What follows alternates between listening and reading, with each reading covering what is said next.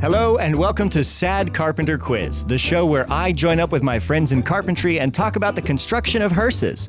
With me today, as always, is... Hi, it's me, Ty, your sad carpenter. And my name is Gropt. Hey, Gropt. I'm looking forward to playing the game today, I guess. Me too, Ty. Tell me, how many hearses did you build today? 7, and by the end of the day, we were 3 short. What a bummer. Always is. Thanks for joining us today on Sad Carpenter Quiz. Again, my name is Gropt. And I was Ty. All right, Gropt, I'm gonna need you to get out of the fucking studio. I've got somebody coming in. Got somebody coming in. Get it, go. Hey, Mason. Hey, that guy sounded exactly like me, but like slightly more annoying. I don't think that's possible. Who was? I'm used to like people showing up on your side of the screen. Does this happen to all your guests? Do people just eventually? Oh, good. Given enough time, eventually. You're starting to be infected. If it was Grumples, I wouldn't be unhappy. Yes, you would. Because honestly, I like that guy. You say that now. Hey, so how you feeling about playing some D&D today? I'm super into it, and I realized, Ty, that the last time we recorded together was almost a month ago. 2 days from now would be a month. I feel like that is just a refrain on this fucking show. Just, hey, when was the last time we met? Like a month ago. Do you remember what happened? I don't. I do. It's like fresh in my brain. I've been cooking on it. I literally have not stopped thinking about this. It also doesn't help that I've just been binging Side Character Quest on my commutes, but... Rad. Give the listeners a quick little recap. Okay. Last time on Side Character Quest. Last time on Side Character Quest. Talbotton, Blue, and their new where it started. Talbotton and Blue each took a different track in investigating the town of Flughaven. After discovering most of the denizens of Flughaven had been turned into beef jerky-esque husks, some of them attacked us. We got scared. Blue decided to check out the area where we entered, and I decided to check out, I being Talbotton, the main street, where I discovered a ring of trees surrounding a bigger tree.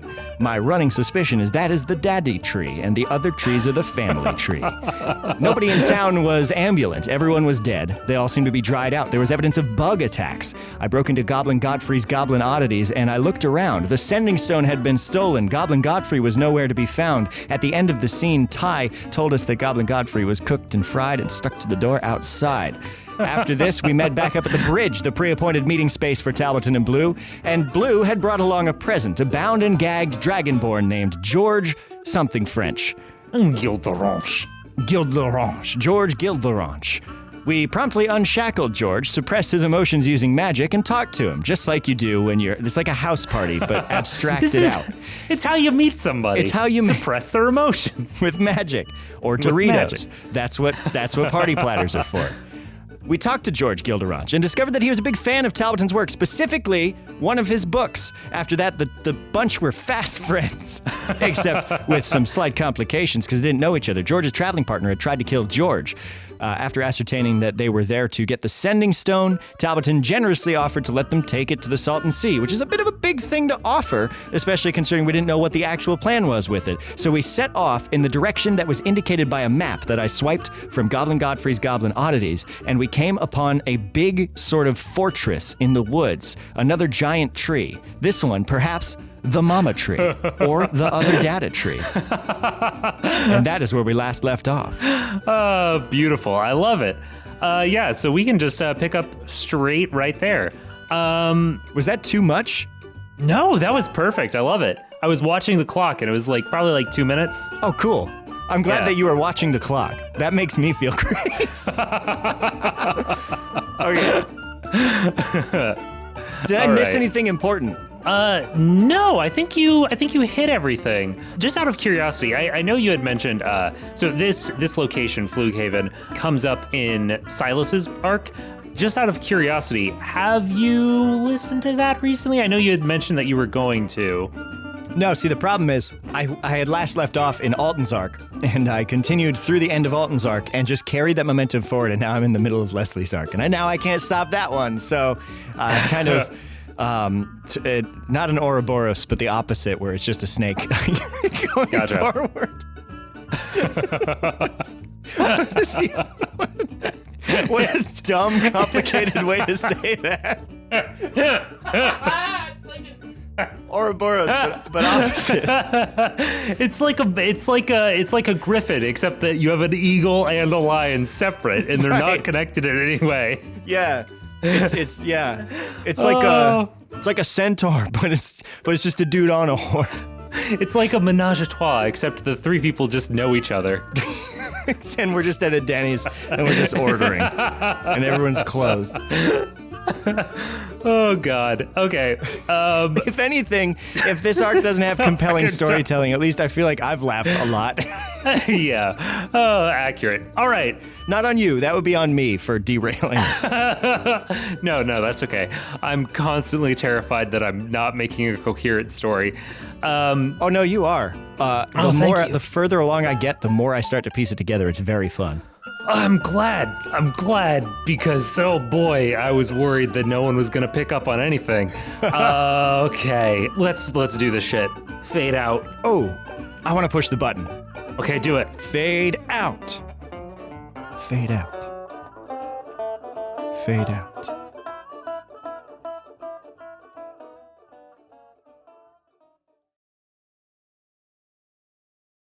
Feel that?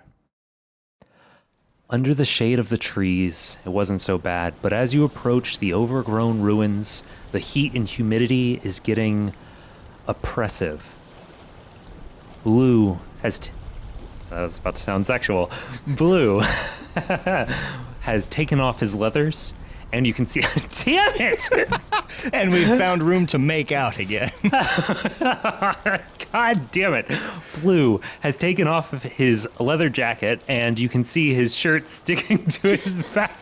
Why did you write this? What the fuck, dude? This didn't sound sexual when I was writing it. This isn't what I signed up for. Okay. Oh. Is this what it's like to be shipped, like, in real time?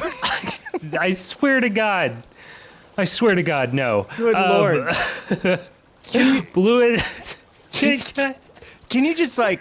It's like 34 degrees in the room I'm in right now, and I'm sweating.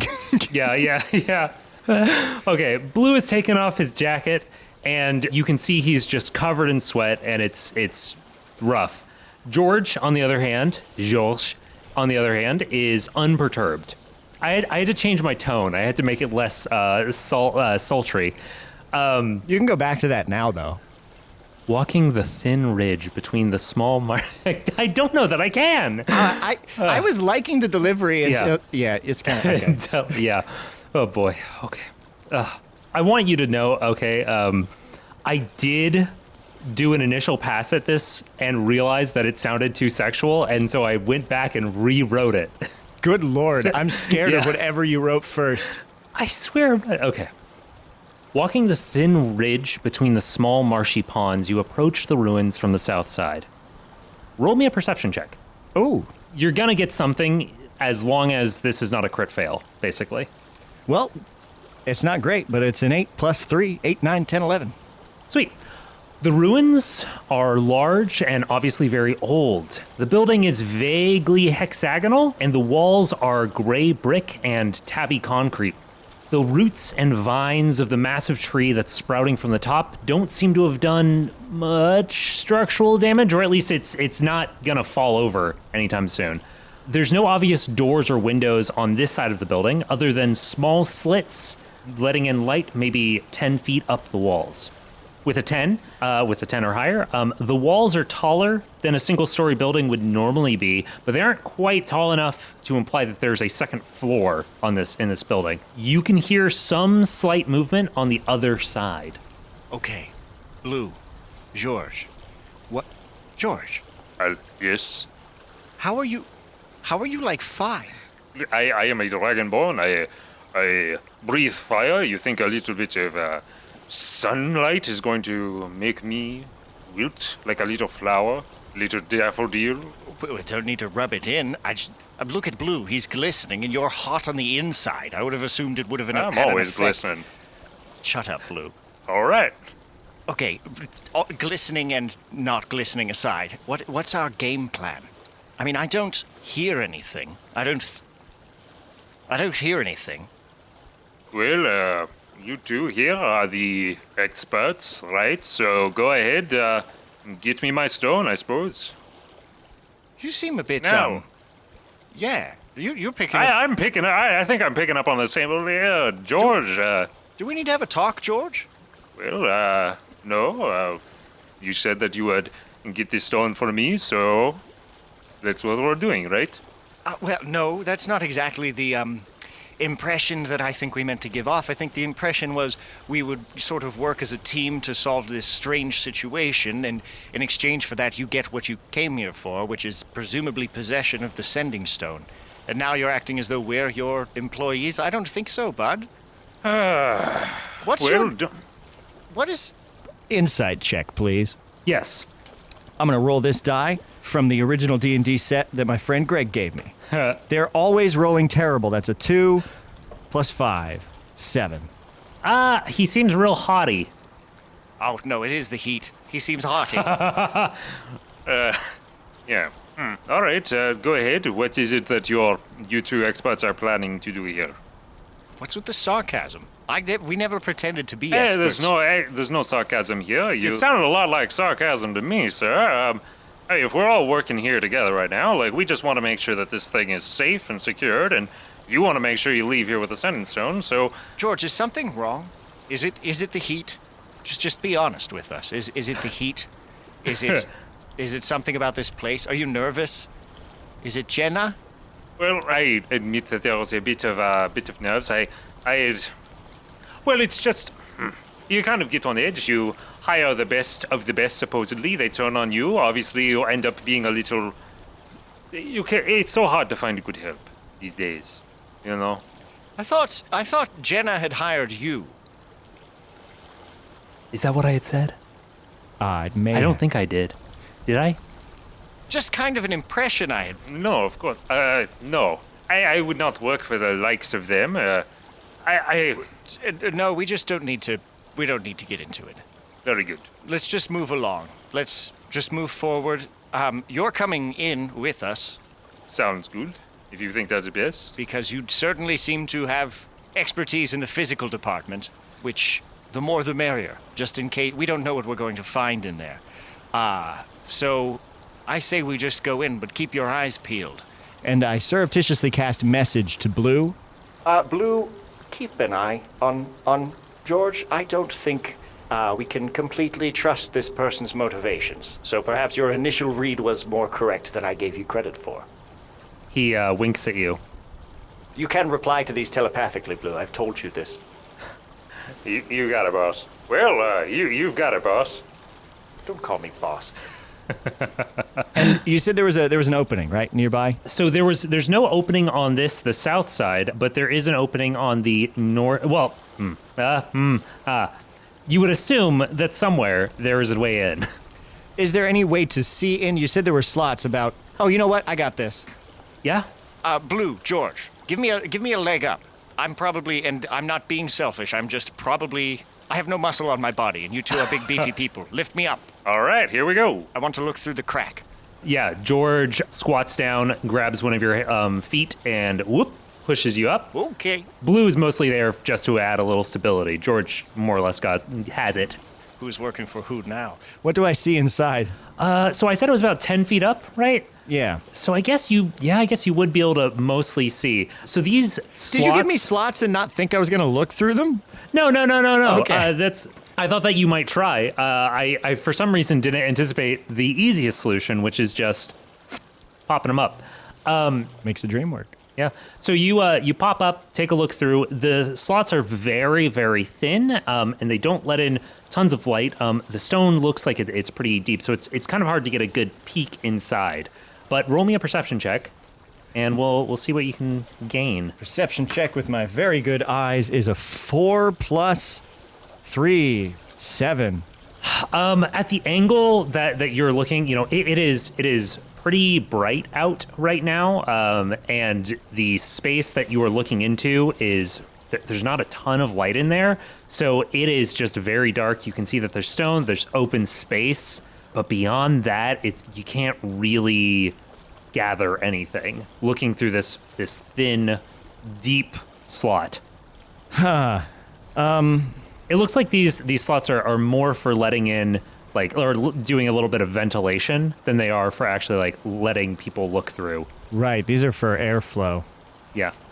Oh, and I already burned all my second level spell slots. I was thinking of casting Detect Thoughts to see if I could hear anyone thinking in there, but I think, lower me down. All right. Here you go. Whoop. I don't know what I was thinking. You can't see through those. It slopes inwards and it's pretty deep stone. The good news is, definitely structurally sound. Very good. So This now thing we... could probably hold up 3 of these trees. The stone is so thick. This has to be old. Yes, Roll me a history check. I'm just doing all the kinds of rolls. Dang it, I didn't want to roll that die. I'm switching from the old ones to the new ones because these dice are obviously tired because everything's a single-digit number, Yeah. but not a 1, so they're not even exciting. That history check is 6 plus 3 is 9. I mean, yeah, you don't really recognize the structure. It doesn't really remind you of anything. But it is certainly very, very old, and obviously not lived in for a very long time. Can I at least ascertain what function it probably served, whether it was a domicile or like a battle fortress or a guard house? Like, can I... Or would that have been in the perception check I flubbed? I think that you can probably, just from what you have observed and your own comments, I think you can probably make the assumption that it is not a domicile. Beyond that, it's hard to say, but it doesn't look like this is something that just would be like a cozy place somebody would be living in, like a home.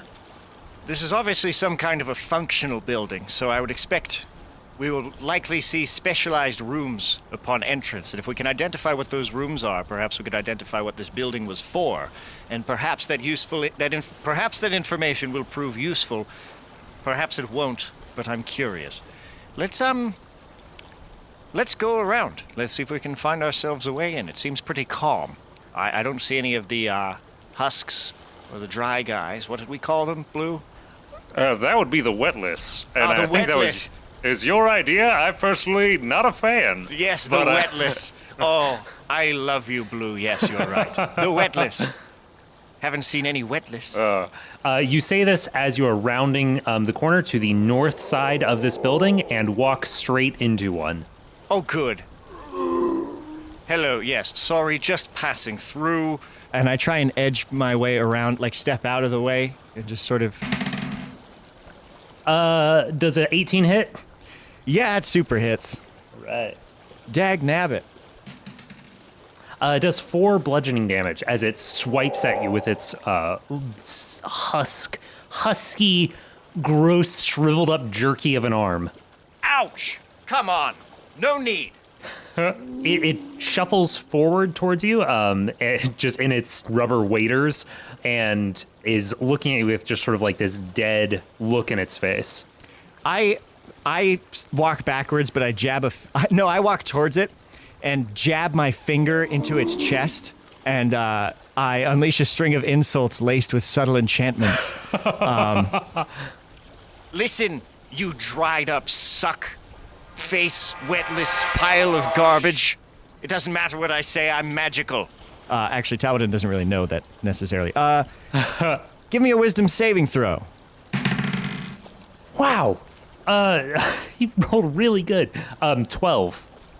Does not make it. Oh, good. Yeah, so he fails that? Or Yes. So he takes 1d4 psychic damage. So that's 3 psychic damage. Not a lot, but has disadvantage on the next attack roll it makes before the end of its next turn. Oh, wait. Sorry, 2d4, because I'm 5th level. That's only 1 more, so 4 damage. And I think Talbotton grins and says, "That's right. Get him, Blue." As you do that, Blue grabs your shoulder and like spins you to the side and levels a hand crossbow point blank at him and shoots him and tries to shoot him in his face. Did he crit fail? No. So I was giving him advantage because he was pointing so close. He rolled an 8 and a 4. which is not great. But he is very good at that. And that is enough to hit, barely, or not barely. And he deals 8 damage. Ooh. One of the arrows is sticking straight out of this thing's forehead. And then Georges is standing behind the two of you on this kind of like narrow ridge of dirt alongside this fort, and he can't reach past you. Okay. Then the husk is going to swipe back at, I think he's going to swipe at Blue because Blue just shot him in the fucking face. That would kind of make sense. Damn, this husk is rolling good. Yeah, it totally hits. Rolled an 18. And, wait, actually, didn't you say that he gets disadvantage? Yes, it gets disadvantage on that attack because I made fun of him. Nice. Okay, in that case, he rolled 11. Boom. And that, barely misses. Blue's AC is only 12. He took off his leather jacket. Oh, you're... Yeah. My name's Ty, and I write in debuffs into the story. This is environmental storytelling, right? No, you're right. That's actually, honestly, I really like that. I know I just made fun of you, but I actually really like that. All right, your turn. I kind of look at it with the bolt sticking out of its face, and I kind of look at Blue, and I look at George, and then I kind of shrug. I'm like, I don't know how to really fight. What's around me? What's around us in this immediate zone? So there's the actual door that's just like this big open doorway. There's an iron door that looks like it used to fill that hole, but now is just sort of like rent and laying on the ground. There's the wetness in front of you. There's one of those ridges of ground between the old ponds, the little marshy ponds. And obviously because there's that narrow ridge, there's one of those marshy ponds like kind of right next to you. I'm going to shove him. I'm going to shove the wetness, which I've never actually done in D&D, but it is an action you can take. Rad. Which allows you to move a creature 5 feet. Yeah, that could potentially land him in the water, assuming that's what you want to do. Yeah, I want to either to knock it prone or push it away from you. No more than one size larger than you must be within your reach. Make a strength check contested by the target's strength or dexterity check. He's not very dexterous. It's your choice if you want to use strength or dexterity. Jesus Christ, Mason. Oh, good. Well, listeners, I have a -1 to strength, so let's see what happens. That's a 5 minus 1. That's a 4. Guess what? He rolled a 17. Oh my God. So Talbotton just kind of looks around and then pushes him, and I guess gets pushed backwards by Talbotton's own push. Yeah. So what do you do now that you have kind of stumbled? Well, that was my action. I have movement left, but not going to move it anywhere.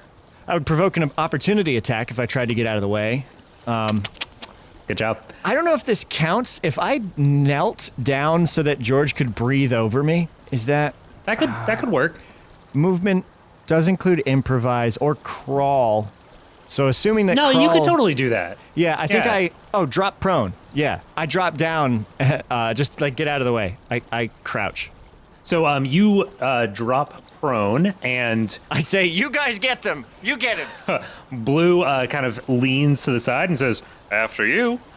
and George goes, Holy cow, Jesus George! Christ. and a burst of fire goes out in front of him and coats this. Well, I guess I'll have to roll to see if the wetlist can avoid it. Yeah, the wetlist gets engulfed in these flames and takes 2d6 damage. And you see this creature in these like rubber waders, this wrinkled, dried up skin, linen shirt, little blue necklace, fall to its knees and then fall over, just burning. And you see just like embers like peeking through its dried skin, leathery skin. I kick it into the pond, assuming that now it's not trying to resist, right? Is it dead? No, it is totally totes dead. Okay, yeah. I just put it out by putting it in the water then. Nice. You kick it and it rolls over into the pond and just kind of like floats a little bit until water starts to go into those waders, and then it sinks to under the surface of the water. Well, that was pretty fun. Bravo, George. I think you I pride myself on good breathing. Yes, honestly, with lungs like that, I bet you can sing a tune, huh? Oh, yes, I am a tenor. Oh, no way. Do Yeah. you sing down and this is completely off. I've been thinking about, this is completely not related to anything, and I assume we should all be on guard, but I've been thinking about expanding my performance into a bit more of a multimedia space and Oh. taking some of the other people in our community and making it sort of a bigger thing. But we can discuss that later. Yes, I would love to, when we... Well, yes, we'll discuss this later. After you? And he gestures to the big open doorway of this building, these ruins. You all, let's just, yes. I start walking towards it very carefully. Just all of us should look for more of them, because I did not like that. No? Being surprised, not big on that. Do you want me to go in first? Yes. All right. I look around behind us and look at like the door, and I'm looking for traps or anything that like was set to lure us here and trap us inside or something. Check for traps, investigation? Is that what that is? I believe that's investigation. I think there's something special rogues can do. I can't remember, but I'm not a rogue. Yeah. I would say with a passive perception, it is so far from tree cover and everything like that, that unless there's like, something in the waters, there's no way that something is around of any significant size. Well, I got an unnatural 20 on the Scavengers Network for investigation. Yeah, you are 100% confident. There are no traps. This door is wide open. In fact, I will tell you, there is nothing like within 5 feet on the other side of this door. I think Talbotton annoyingly took a bit too long being a little careful because he's trying to be his normal self, but he's a little bit shaken again. Yeah, totally. Just because we're going in big, scary building. Talbotton's not a fighter. Okay, now that I have ascertained that there are no traps, I'm sorry, you guys look impatient. Let's go. We can go. All right, let's move it along. And Blue steps forward around you. And dies. And dies. No, he steps forward around you and steps into this space and doesn't react. He looks in, has his crossbow at the ready, and then after a moment waves you in to join him. Oh, okay. I'll stand watch out here right now. Once you guys have found our next steps, I'll come with you. No, I think you should come with us, George. You saw how well I did in that last encounter. I don't think fair. anything. I don't think we need a guard. I'd rather not both of my entourage die, so all right, let's all go in. Both of you. And he joins you. Getting a weird vibe. I didn't even need to persuade him. He just completely. No, he doesn't want you to die. And he thinks you're a little useless right now. Well, but he does like you. He likes you as a that's bard. a useful thing for someone to think about you. I want to vibe check him again because it just called us his entourage. Like, who does he think he is all of a sudden? This is not the George I grew up with. Go ahead. If you want to roll a perception check or whatever, go for it. Or insight. Insight. That's what I meant. I'm going to insight check him again.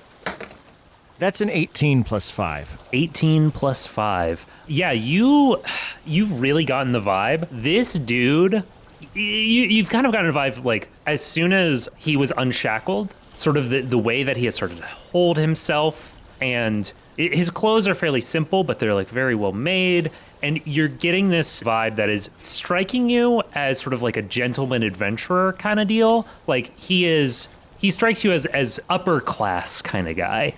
Oh, kind of snooty. Yeah.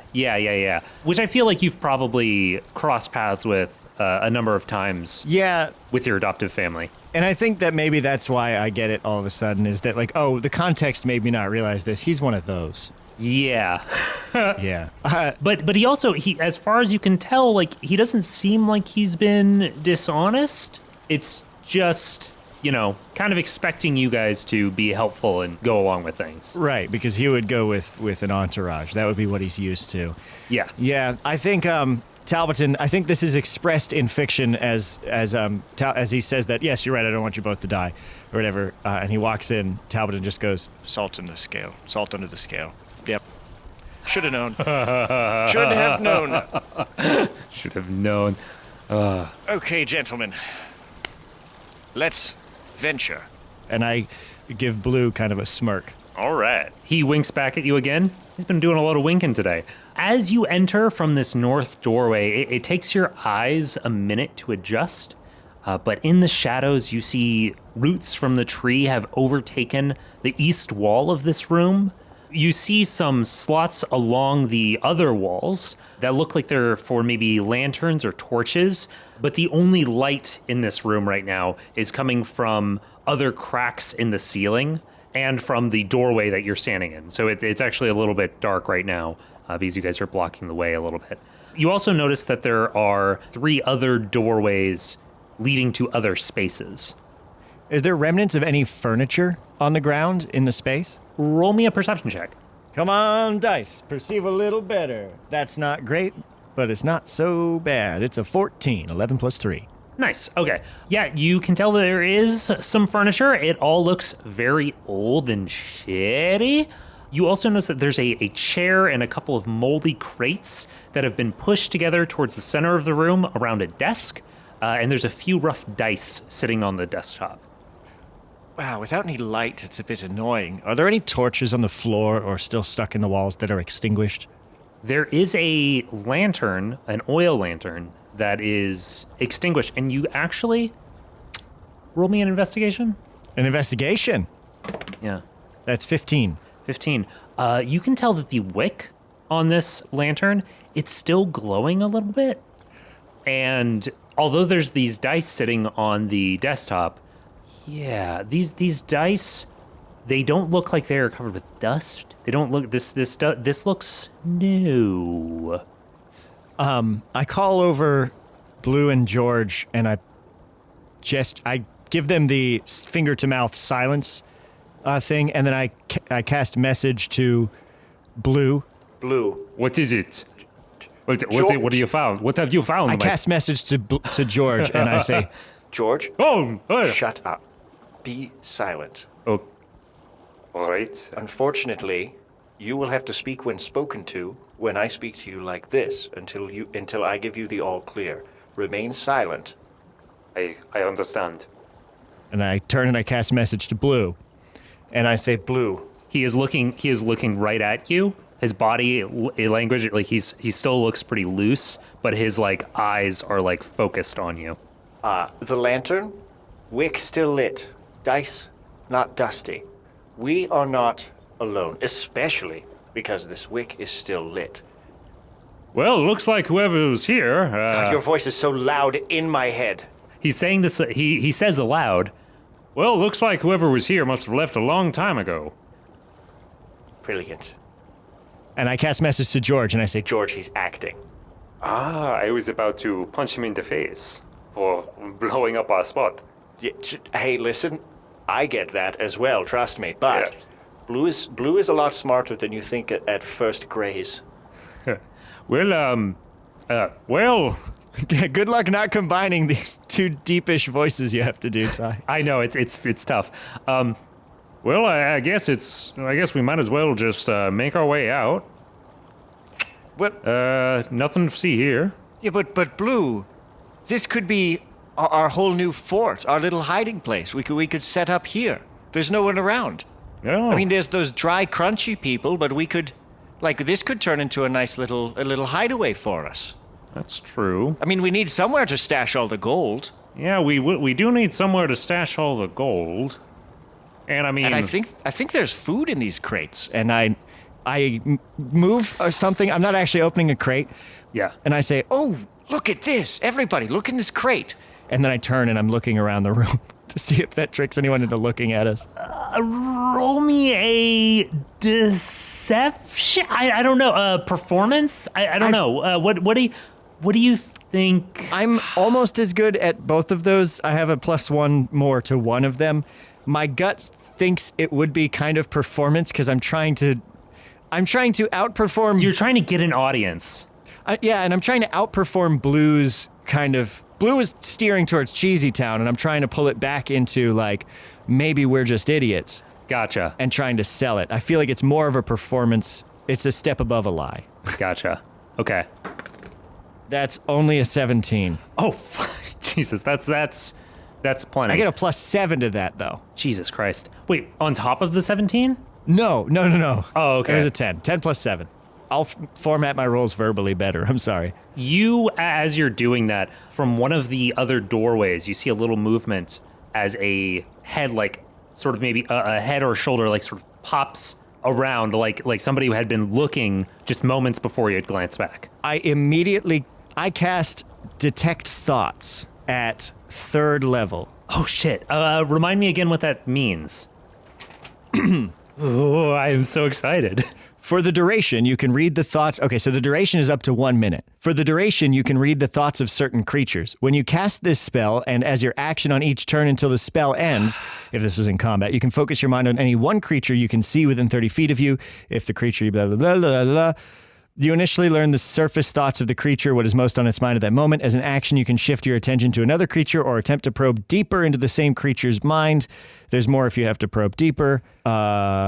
You can also use this spell to detect the presence of thinking creatures you can't see. You can search for thoughts within 30 feet of you. The spell can penetrate barriers, but 2 feet of rock, 2 inches of metal, any other than lead, or a thin sheet of lead blocks you. You can't detect a creature with an intelligence of 3 or lower, or one that doesn't speak any language. Once you detect the presence of a creature in this way, you can read its thoughts for the rest of the duration, even if you can't see it, but it still must be within range. So, How long's the duration again? 1 minute. Okay. So I can detect however many creatures are within 30 feet, and I can read the thoughts of any of those creatures, the surface level thoughts, and I can probe deeper if I want to. Okay. So does it just sort of like come at you like a cacophony of different thoughts? Yeah, and I don't think Talbotton's ever done this, so I think it's really weird for him, because I think he's just being more panicked, hyper-aware than before. And so, yeah, I think it just comes into his brain. Did you just say cacophony like many sounds? Well, because there's at least 3. Because, you know, it's George, Blue, and whatever this other figure is. Yes. But no, so you are going, you hear a brief burst of different sounds. Okay, time to hop down. All right. Okay. You heard, in addition to George and Blue, you get a vague impression of maybe 3 other voices in your head. Do you get any directionality with this, or how does that work? I don't think so. I can read its thoughts, but I can't get a sense of directionality. Okay, so yeah, you got those 3 voices, independent of George and Blue. I latch on to the first one that I can sort of clear my mind and focus on. And I rustle around in the crate with my hands, but I'm not paying attention to them. What are these guys doing? What are they doing? All right, I gotta be ready. Okay. I shift to the next one. All right. Oh man, finally something is happening. Okay. Whew. And I shift once again because you said I heard a third voice. Yes. Better not jump down. Okay. I'm probing into that one's mind deeper, and now it will know that I'm doing this after the spell ends. Okay. Just letting you know, I've gone past the point of undetectability. I think Tal just thinks that suddenly his hearing got better. And I think Talbotton tunes more into that because he said G jumps down, so that worried Tal. So he's listening harder. So the creature needs to make a wisdom saving throw. Ooh, interesting. If it fails, I gain insight into its reasoning, if any, its emotional state, and something that looms large in its mind, something that it worries over, loves, or hates.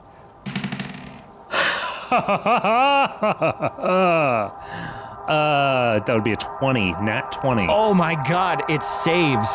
And so suddenly everything goes silent for Tal, and that creature knows that I read its mind. I look up and I yell, "To the door!" to everybody around us. Right as you say that, Blue immediately turns and jumps that direction. The figure that was behind the door, you see them starting to come around the corner, and they are like reaching for a blade at their side and then are coming at you guys. But you have turned and started heading towards the door. As that happens, I guess roll me initiative, unless you're going to try to do something to diffuse this. I don't suppose there are any beasts nearby. Unfortunately, no. Not that you are aware of. You know what sucks is I didn't get to rest before this, so I'm running on very limited spell slots. Oh, okay. Well, that'd be a combat action. So, and I don't think we get a surprise around here, so I feel like initiative is the only fair thing to do. Yeah, because I feel like you knew about them and they knew about you, Nobody's surprised. and suddenly you guys both realize that you both know that both of you know. Yeah. Yeah. So I don't know that anyone's really surprised, so I'll just roll my inish, as the cool kids say. That's a really good initiative, though. 19 plus 3, 22. Don't ask me why a bard gets plus 3 initiative. 2. Oh, what Brega spells do I have? I completely forgot about that. All right, so it is actually your turn with the 22. Correct me if I'm wrong, I had Shillelagh, Goodberry, and Spike Growth. I believe so, yes. Yes, you did. So again, to set the scene, this space that you were in, there's the northern door that you have just entered through. There is this kind of vaguely round-ish room that is just under 30 feet in size and in diameter. It has a couple doorways into other spaces. There are also random assorted pieces of furniture and crates, and there is a figure coming out from one of those rooms. And you know there's 2 more somewhere inside. How far are we from... Wait, is it the door to outside that this thing is blocking? No, you came from outside. This thing was already inside. So the door it came from around was one of the 3 doors that was inside. Yes. How far are we from the door out? You guys were maybe, I would say about 15 feet, because you guys had walked to the center of the room to check out their board games and stuff, the dice that they had out. Okay, well, I don't think it even matters then. I think this is a moment of panic for Talbotton. And I think Talbotton, freaking out, lets loose a sort of animalistic yell that almost sounds like the braying of some kind of a deer. Uh-huh. Which is a pretty freaky sound if you've ever heard It's unpleasant. a deer sound. It's like they look so cute, but then they make these horrid noises. And viney, sharp thorns start ripping through the ground, sprouting up throughout the entirety of the inside, just behind our heels. Behind you guys. Oh, to prevent anything from following you. Gotcha. Yeah, we're running towards the door, and so I'm springing up Spike Growth. I'm casting Spike Growth, Radical. putting the center point so that it is just far enough away that the spikes are just behind my heels when we cast it. Radical. And does that cause any immediate damage, or is that just going to slow them? The area becomes difficult terrain for the duration. When a creature moves into or within the area, it takes 2d4 piercing damage for every 5 feet it travels. Ooh, 2d8? 2d4. Oh, 2d4. Jesus, it's still a lot. The transformation is camouflaged to look natural. I don't know how that could be the case now, but maybe if someone came by later. Yeah. Cool. Yeah, this forms up, and it almost looks like it's the same sort of root growth as the tree that is sprouting from these ruins. You blow this up behind you, and then you go through the door. You're leaving? Yeah, I'm using the rest of my movement to charge out the door. Actually, not waiting for anybody else either. I'm just going. Cool. So you pop out the door. Immediately behind you is Blue, who stands out in the doorway, turns, and holds up one of his hand crossbows and fires it back at this figure, because he has no idea why they suddenly decided to attack. Less good, but still good enough. Oh yeah, he does max damage. Oh, really? Yes. Oh, really, Blue? Yeah. That's... You hear as these spikes have all, filled up that room behind you, and you hear that figure inside throwing stuff around, trying to, get out. Maybe tries to push some of those crates around, and he is going to take some damage as he tries to make his way out. Ooh, 2d4 for every 5 feet, baby. So he goes about 10 feet before realizing, fuck this. Jeez, he took a lot of damage. Jesus Christ. Yeah, he took a lot of damage. And he has stopped. You don't see any other movement. But right as you are standing outside of this door, you hear some slight movement above you. You look up and you realize that there must be a platform on top of these ruins, and sort of a barrier, that, a handrail kind of deal. And you see a figure vault over and come plummeting down, sword in hand, and this skeletal figure is coming right at you. So, Skeletal figure? yeah. Oh, good. Oh, good. It's these guys.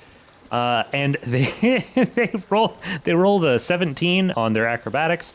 So they They land. They take a little bit of damage because they just like plummeted like 12 feet, pretty recklessly. But as they land, they are swiping down with their short sword and nat 20. Oh no! That's not good. That means extra effects. That would be 10 slashing damage. Okay, just right to the face, yeah? Yeah, it comes down and you sort of like stumble backwards. This figure has dropped from on top of these ruins, landed, taking a swipe at you with their sword, and right as that finishes, Georges comes barreling through the door and slams into them, trying to tackle them to the ground. Nice. Oh, he's grappling them. Yeah, he's trying to grapple them. Ooh. So this is going to be a strength check versus let's say dex, because this person just jumped from a fucking building, so. Yeah, 16 to 4. Georges handily like slams him to the ground. The sword goes skittering to the side, and he lands on his back and is pressing him into the ground. Oh. So at this point, did my hat come off? I just got bitterly smacked with that sword and from someone plummeting off the roof. It's just a hat. roll me a dex save. To catch my hat? Yeah, and I'm gonna just say that it's like a 5. That's a nat 20. Okay, you good, man. Stabbed by a sword, but I didn't spill my beer. Not only do you not lose your hat, you end up grabbing the brim in a way that looks fucking cool as hell. Looks so sick. About as cool as you can look while getting stabbed. Looks sick, dude. Yeah? Yeah. Oh, hell yeah, dude. It's sick as hell. Because, like, you have had this person get pinned to the ground, and as they get rolled over and look at you, they just see you standing there, hand on the brim, just kind of, one of those moments where somebody, like, the hitman, like, stands up and just kind of adjusts his tuxedo. One of those kind of moments. Except I have probably a pretty bad wound. Yes. What do you do? Looking around at what's happening. Also, Talbotton's glad his hat didn't come off. Yes. I would have thought that would have been a very interesting time for my hat to come off. Kind of sad I rolled that save. Looking around, the other two are still inside. Can I see them? You look inside and you see that one of the figure, the one that you had tried to read the mind of, is standing in the middle of the thorns, and they look, as far as a figure who is, when I say skeletal, I don't just mean gaunt, I mean they are literally skeleton, wearing like guards uniform kind of deal. They are sort of holding themselves in a sort of pained position, and they are just completely surrounded by thorns. They have very low HP right now and are not willing to try to move at the moment. Talbotton casts sleep. Okay, roll it, man. I believe how that works is you roll a bunch of dice, and then every person that you are targeting within a certain distance who has like under a certain cap of HP that matches the number you roll, they just like pass out. Oh, it's even more fun because it's not targeted. It is targeted only in that I pick a point, and then creatures within 20 feet of that point are affected in ascending order of hit points. Radical. Can you exclude people? Nope.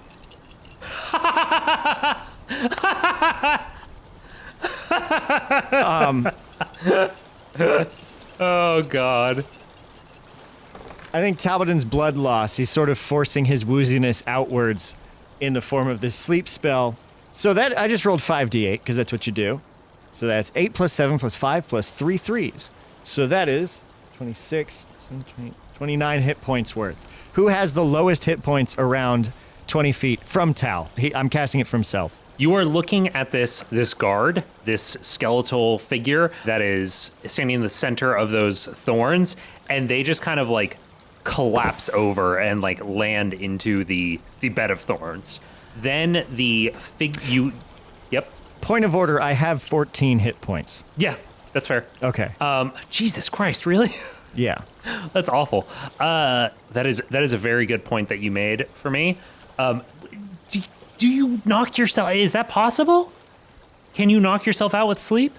That seems ridiculous. If that's the case. Someone can shake or slap the sleeper awake. I think sleep can affect yourself. Looking that up. Yeah, it can. Really? Really? That's amazingly dumb. Yeah, I mean, I could have put it further away from me. I have a 90-foot range, but everyone's around me. That's fucking hilarious. I also trust Blue to wake me up, so... Yeah, okay, so this you look at this figure, you make them sleep, and then you feel darkness close in around you, and you collapse to the ground. I think the last thing Talbotton says is, This sword really got me. I'm just gonna lie down for a minute. and then the world just sort of fades out.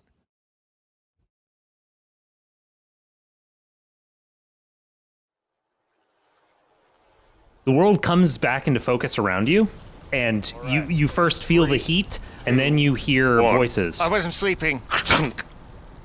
You see Blue turn over to you as you come awake.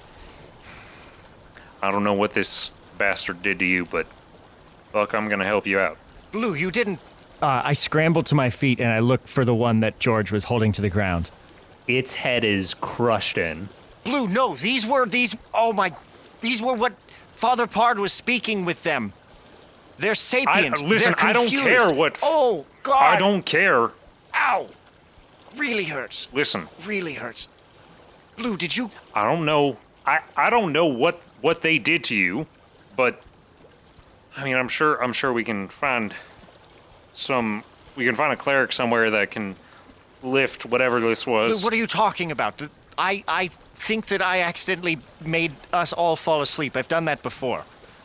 As you say that, and you lift your hand out in front of you, you notice that your complexion is not your normal one.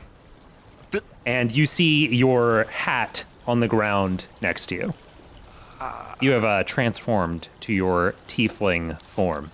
Is it also worse because I did use the 3rd level spell, or the second, like the highest? Yes, your form is more extreme than it would normally be. What? Well, I've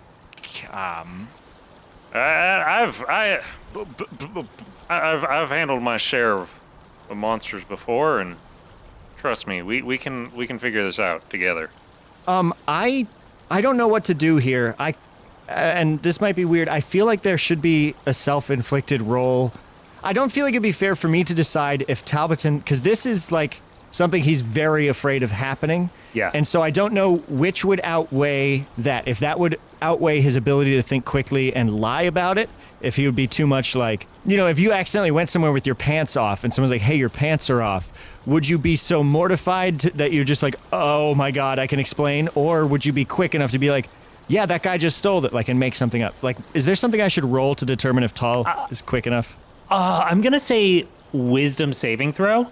I'm going to set the DC at, I'm going to set it at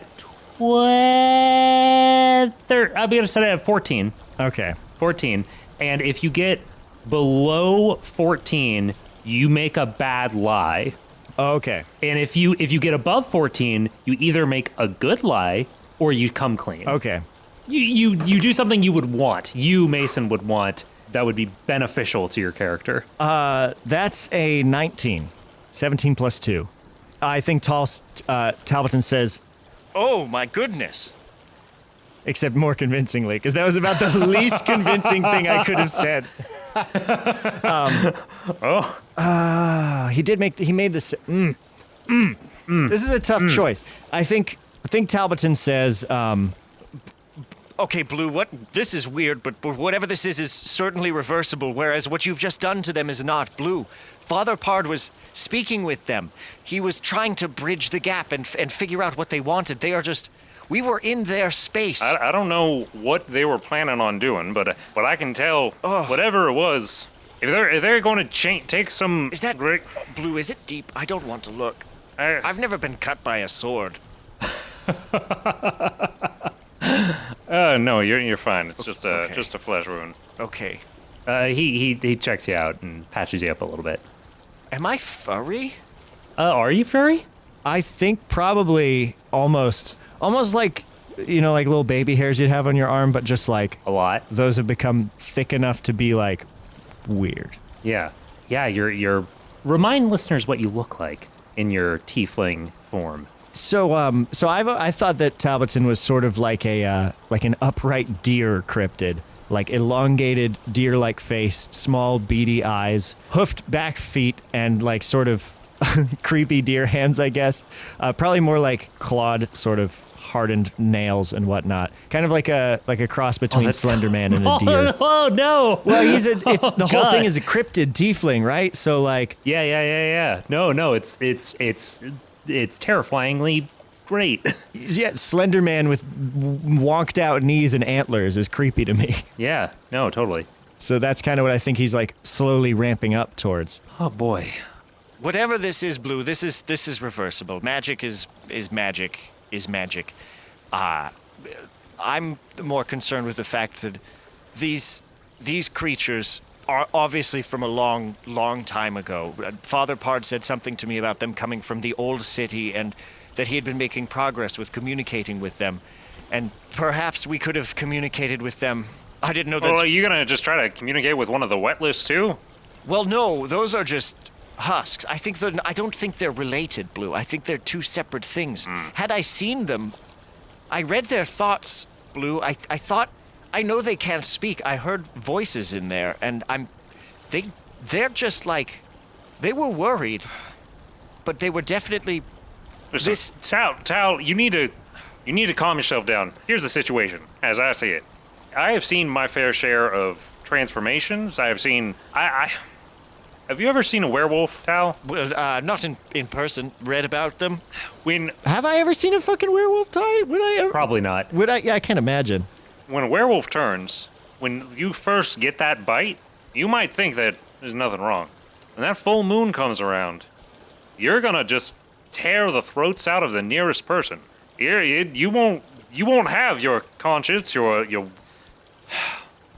Tal, I want to make sure that we can reverse this, whatever this is, before it starts affecting your mind.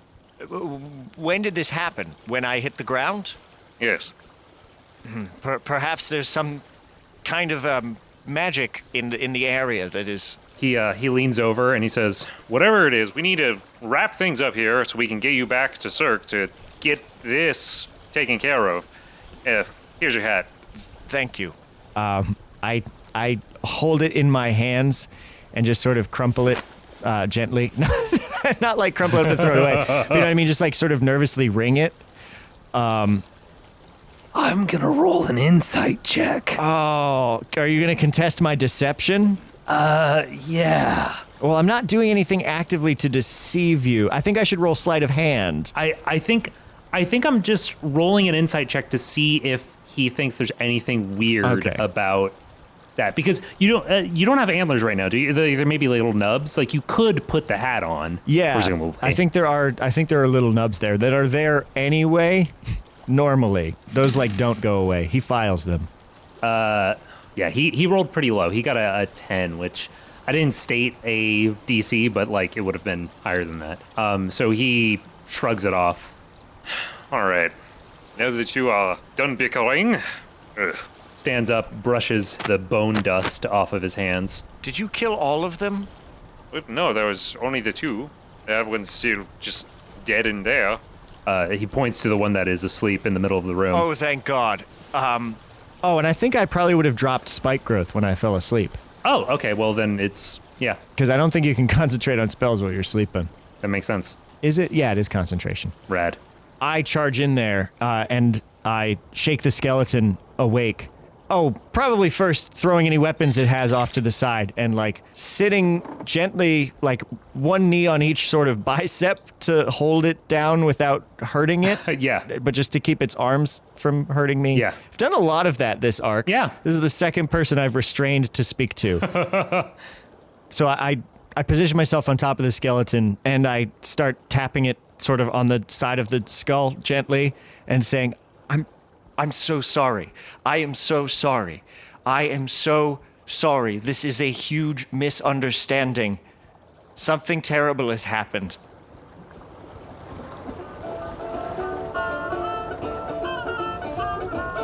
Rough.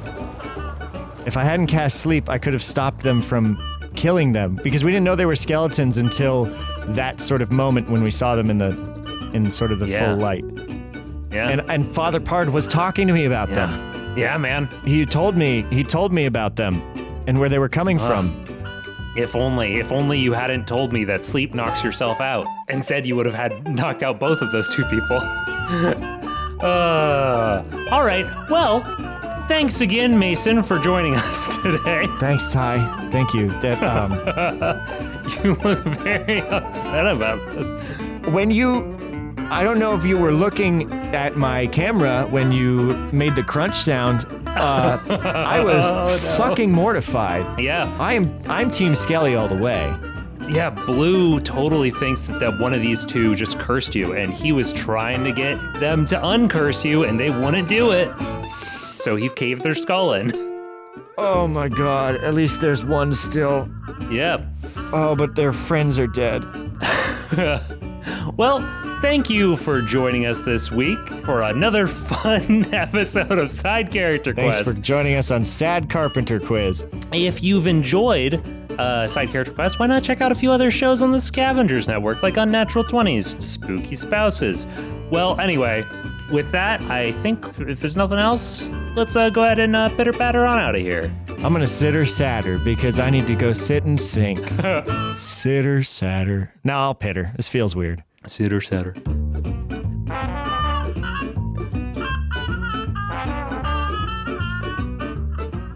Thanks to the Joy Drops for the use of Not Drunk as our intro and outro music. Find them at thejOydrops.com. You can find us at sidecharacterquest.com, at SCQ Podcast on Twitter, or by email at sidecharacterquest@gmail.com. The Scavengers Network. Creator driven, Community focused. Treasured content.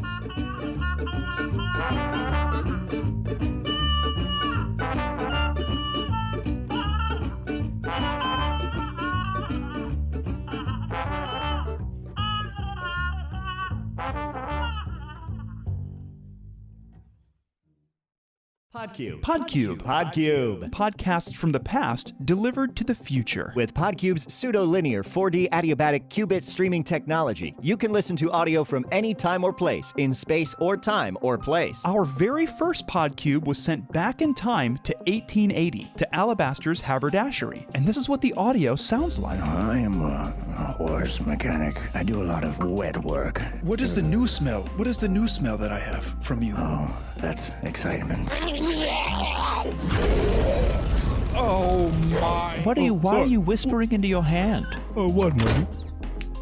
Did you just kill a bird? Oh my! I have learned the operational parameters for my normal human vent muscles. I'm going to take this chair and hurl it through the glass because what is anything anymore? Search Podcube, all one word, in your podcast app. Or visit poweredbypodcube.com. Podcube. The future is yesterday. This is just gonna all just be bloop stuff.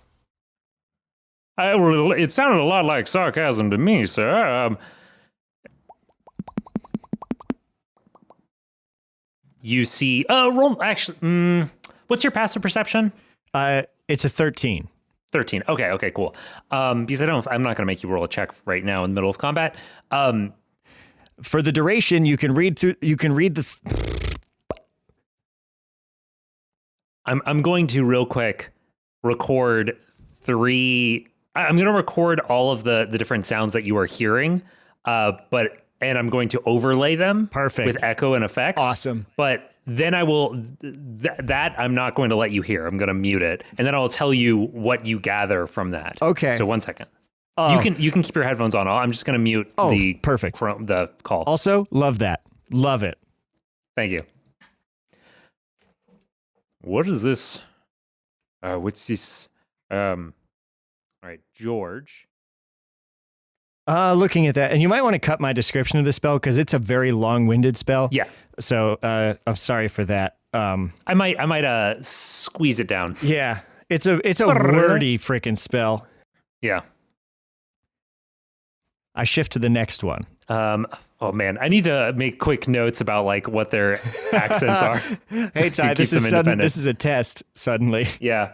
I wasn't expecting you to do that. 1 second. Okay. So you said that you were shifting between them. Where do you what pick up where you left off? Sorry. So I know how to come back in. I said, I shift to the next one is literally the last thing I said after you said, okay, gotta be ready is what you said. Gotta be ready. I shift to the next one. As this blade comes down and like you manage to I don't know. I'm going to cut out that part where I'm describing the slice because it's really hard to describe a sword hitting somebody without it just being gnarly and just instant death. Yeah, it's tough. Hit points are weird. You look around.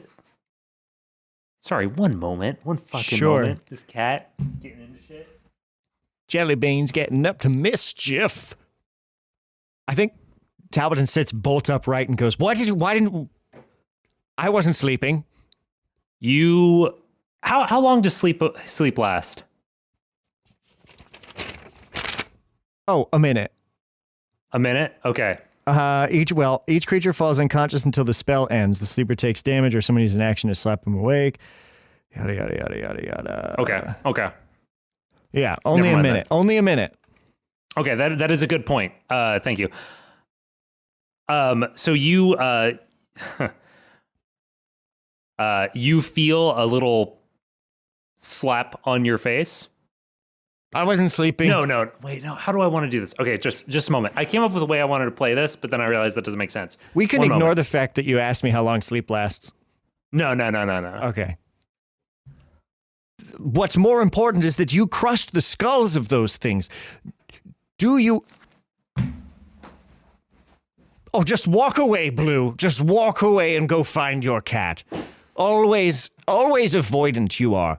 For someone who likes to face their problems head on, you sure do walk away and look for your cat quite often. I've just realized... I feel bad because I just realized that the reason it has sounded like there was a fucking window open this whole time is because there was a window open, and I wasn't imagining it, and I'm so fucking bad at myself. The worst part is you told me at the beginning. Yeah. Oh, well. But you said,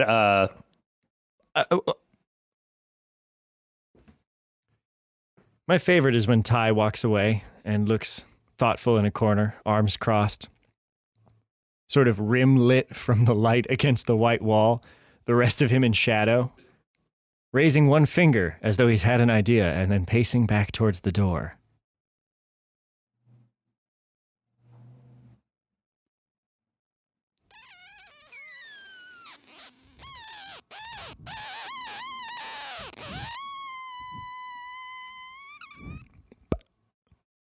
I just blew up the world's smallest balloon and popped it. All right. Let me just get into character for a moment. All right. Oh, man. Tongues doesn't work on things they can't talk. Fade out. Is that a good spot to fade out? Yeah, I think so. Yeah. Okay. Because I figure we start the next episode like on that conversation. Yeah, I have to figure out how to have it. That's fine. You have a while. I'm trying to think if I want to tell you what my original plan was. Now this is post show and may not. Pooter Pater? Oh, okay. I'm trying to think if I want to tell you what I was planning to do if I could have you pass out and like stay asleep. I never hit record. Did you really? I'm just kidding. Kidding. That's how I felt when you killed the skeletons, you asshole. That level of horror and shock. my body just seized up. That's how I felt when you said crunch. I was like, No! Okay, maybe not equivalent because mine is fictional and that would have had a very real impact. So I'm sorry, that was a little bit mean. Oh boy. Oh boy. I'm sorry, Ty. No. Are you okay? I think it looks like I physically took a year off your life. Oh yeah. No, I'm good. Let's go ahead and stop recording. Okay. Bink. Oh, nope.